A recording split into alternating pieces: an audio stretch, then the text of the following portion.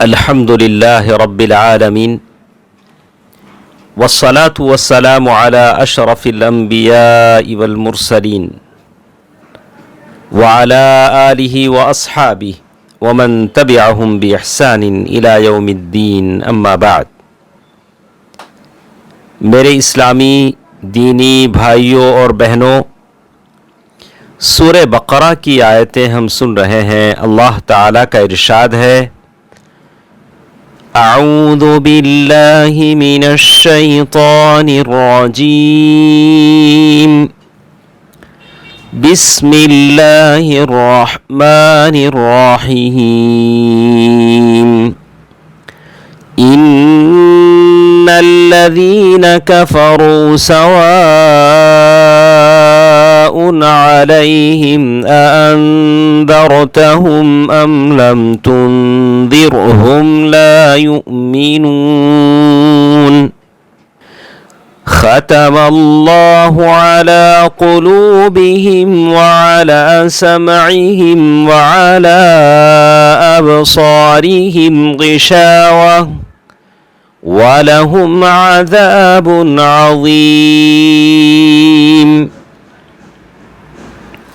بے شک وہ لوگ جنہوں نے کفر کیا، برابر ہے ان پر آیا آپ ڈرائیں انہی یا نہ ڈرائیں انہی، نہیں ایمان لائیں گے وہ۔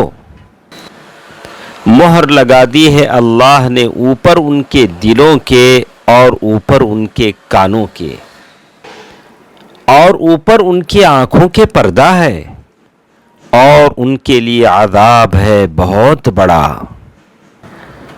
اللہ تعالی خبر دیتا ہے کہ جنہوں نے کفر کا رویہ اختیار کیا ہے، یعنی کفر کی صفات سے متصف ہوئے، کفر کی عادتیں خصلتیں ان کے اندر پائی گئیں، اور کفر کے رنگ میں اس طرح رنگے گئے کہ کفران کا وصف لازم بن گیا، جس سے کوئی ہٹانے والا ان کو ہٹا نہیں سکتا اور نہ کوئی نصیحت ان پر چل سکتی ہے۔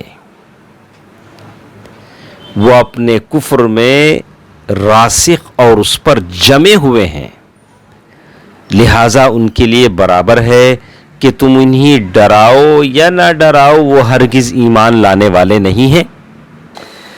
حقیقت میں کفر اس تعلیم یا اس کے بعض حصے کے انکار کرنے کا نام ہے جسے رسول اللہ صلی اللہ علیہ وسلم لے کر آئے۔ پس ان کفار کو کوئی دعوت فائدہ نہیں دیتی، البتہ اس دعوت سے ان پر حجت ضرور قائم ہو جاتی ہے۔ اس آیت میں گویا رسول اللہ صلی اللہ علیہ وسلم کی اس امید کو ختم کر دیا گیا جو آپ کو ان کے ایمان لانے کی تھی، اور فرما دیا گیا کہ آپ ان کے ایمان نہ لانے پر غمزدہ نہ ہوں، اور ان کفار کے ایمان نہ لانے پر افسوس اور حسرت کے مارے آپ ہلکان نہ ہوں۔ پھر ان رکاوٹوں کا ذکر کیا ہے جو ان کے ایمان لانے سے مانے ہیں۔ اللہ تعالیٰ کا ارشاد ہے، ختم اللہ علی قلوبہم وعلی سمعہم، یعنی اللہ تعالیٰ نے ان کے دلوں پر اور ان کے کانوں پر مہر لگا دی ہے، لہذا ایمان ان میں داخل نہیں ہو سکتا۔